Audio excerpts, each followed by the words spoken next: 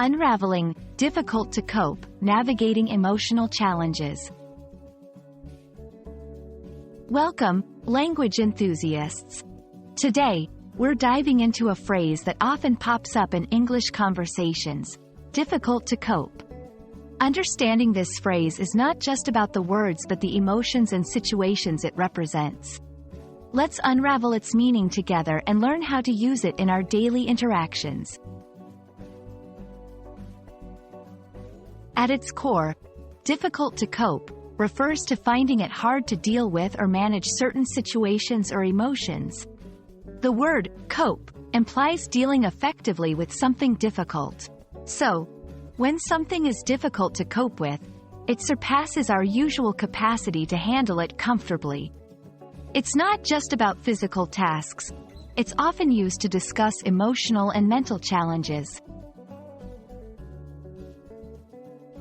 Let's ground this phrase in reality by looking at some common scenarios.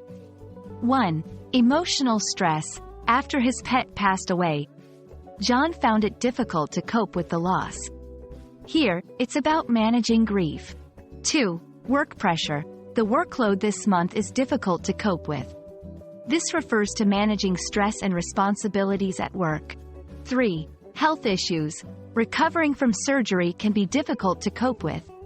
Here, it relates to the challenge of dealing with physical pain and limitations. Understanding the phrase also means recognizing ways people try to cope. People use various coping mechanisms, such as seeking support from friends, engaging in hobbies, or professional help. The phrase reminds us that while something may be difficult to cope with, there are paths to manage and overcome these challenges. When using difficult to cope, remember: 1. Context matters. The phrase can be about emotional, physical, or mental challenges. Tailor it to the situation. 2. Empathy is key. This phrase often touches on sensitive issues. Use it with empathy and understanding. 3. Combine with solutions. When discussing problems, it's constructive to also talk about potential solutions or coping strategies. Thank you for joining us in exploring the depths of the phrase, difficult to cope. Remember, language is not just about words. It's about the experiences and emotions they convey. We hope this video has been enlightening and that you're now more comfortable using and understanding this significant phrase in your English conversations.